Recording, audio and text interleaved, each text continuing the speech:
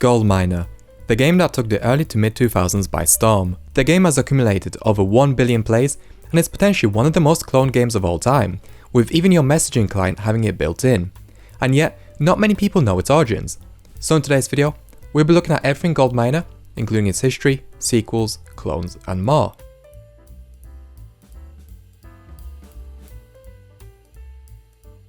Gold Miner was created by Malcolm Michaels and Dan Glover for the GameRival.com website. This was a Flash game site owned by eUniverse, later renamed into Intermix Media. Intermix Media was a parent company of MySpace, which was later bought by Rupert Murdoch's News Corp in July of 2005. GameRival was gaining popularity due to games such as Michael Jackson's Baby Drop, War on Terror, Speed, and Hangstand. In 2002, Malcolm and the company bought 12 Flash game licenses from Dan, which is how the duo came about to work on Gold Miner. Gold Miner was eventually released in May of 2003. The game was simple but yet very fun. The goal of the game is to gain as much money as you can within the time limit to be able to pass on to the next stage. You earn money by collecting gold and other valuable items, such as diamonds and grab bags. You have to avoid obstacles such as rocks, small creatures, TNTs, skulls and bones.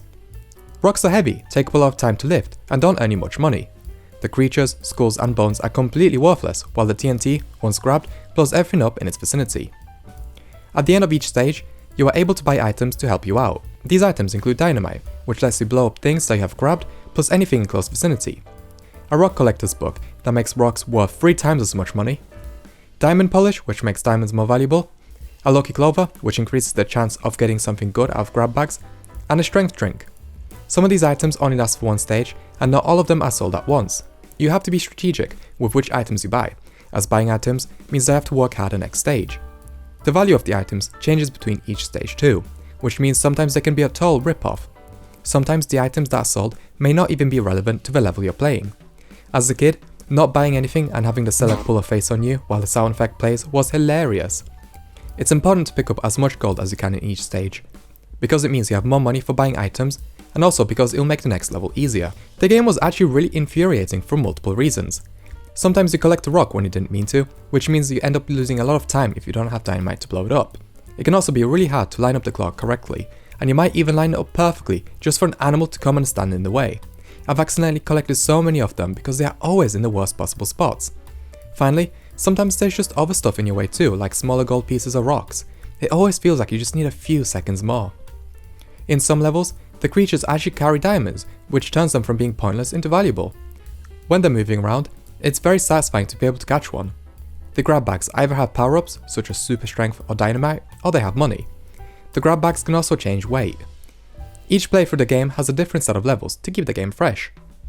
Gold Miner was inspired by Frogger, Nintendo Arm Wrestling and Bust a Move, as well as the Californian Gold Rush, as Dan lived in California and often thought about the gold rush growing up. As I was writing this video, I ended up getting slightly addicted to the game, and I'm sure I'm not the only one, as once the game came out it became an internet sensation. Hundreds of websites were taking the game and putting it on their own website, which was bad as the game was created exclusively for GameRival.com. The duo tried to prevent theft of the game, but it didn't stop websites from decompiling the code to try to circumvent the security measures. Eventually, they just embraced it and made it available for everyone. What they also did is create an offline version. The offline version was, and still is, the definitive way of playing the game. This version adds upon the original with new features. Firstly, there is a new bonus round where you get to play a slot machine. To use the slot machine, you must first collect coins that are scattered around the levels. Then, you choose how much you want to bet and pull down the lever. The more money you bet, the more money you can win.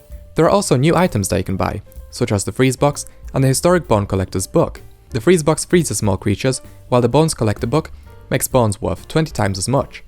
Speaking of small creatures, there are now bats and elves in the game. Elves mine valuable items, while bats are there just to be annoying. There are also new variations, like different colored gems. As well as this, there are also new levels and 5 different game modes to play. There's the main version, a no limits version which gets rid of the money goal, and online action, which makes you tap the left and right button to pull up your claw. At the end of each level, you are then asked if you'd like to buy dynamite. The 5th version is hidden under the extras page. It's basically the original concept of the game. You see, like in the online action, the game was originally going to have the player press left and right to pull up the claw. With this version, however, it's much harder, almost impossible. There's also no store to buy items from after each level. With this is also concept art for the game, where you can see that the bats were meant to be included in the original, but didn't make it until RA. So here's some context because I wrote the script so long ago I forgot what even is the RA version. That's the reflexive arcade version of the original game. Now the footage that you're seeing is from the special edition desktop version, which has the same modes anyway, it just doesn't have the online modes. In the fall of 2004, the duo released Gold Miner Special Edition. This version of the game features updated visuals, new animations, and more levels. Instead of mostly relying on vector graphics like the original, this one relies on bitmaps. The new animations are the most prominent with the shopkeeper and are really damn cool. Other than that though, there doesn't seem to be much else. Despite not being much different to the original, Gold Miner SC did really well. It was selling around 500 units a day, and pulled in well over 6 figures on a monthly basis at its peak. In 2005, Gold Miner finally got a sequel, named Gold Miner Vegas. The story is simple. The gold miner was visiting an old, empty cave. When he was leaving, a newspaper flew into his face. Inside was an article about Las Vegas and a farmer that got rich.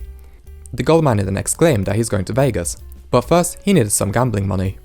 In the game we travel to Australia, Hawaii and Las Vegas, although in the freeware online version, only the Australian levels are available. There's a lot of new features here, so let's quickly touch on them before ending the video. The main one is that now we can move left and right, if the track allows for it. Because by default the cart moves very slowly, we can buy an oil can to increase our speed. And speaking of power-ups, we have a new one which is the pocket watch, that adds 15 seconds onto each level. There are new claws and even a titanium cable to allow you to lift huge gold nuggets. In the new Gold Rush mode, which is basically the same as the story mode without a story, we have 2 new characters that we can choose, Hansel and Julie. We also have a 2-player mode. There are new animals, gems that we can collect and so much more. But importantly, the game is no longer a 5-minute arcade affair, as now we can save our progress and return to where we left off. On 18th of July 2005, Intermix Media, GameRival.com and the intellectual property for Gold Miner got sold to the Fox Interactive Media brand. In 2006, Fox Interactive sold off the gaming assets to Demand Media, and at this point, Malcolm Michaels left to create GenCat Media, quoting and saying, "I did try and buy the rights to Gold Miner when I started GenCat, but they weren't for sale." In the end, the Gold Miner intellectual property and brand was sold off to another buyer in 2007. And that's where our story ends, I'm afraid. Most of the story of Gold Miner was found on the Uinta website when I initially wrote the script back in 2019. However, that website has since gone down, and it seems that Malcolm Michaels has quit the video game industry, now working in a record store, which I don't blame him for. Being an indie developer is a harsh line of work, with the barrier of entry being so low since Steam's greenlight scheme and with the ease of use with engines such as Unity. It's a sink or swim type business, and the world of simple flash games has evolved into even a one-man team making AAA games. As far as I can tell, Dan Glover is still involved with the flash game community.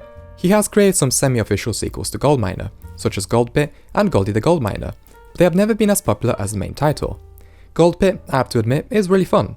It's basically Gold Miner but vertical. This could actually work as a mobile game. You're going down a cave and you have to jump to collect the nuggets, while avoiding the rocks. Some rocks hide nuggets, so you have to play the game strategically, and bash into them for extra money at the expense of your health. Do enough damage and it's game over.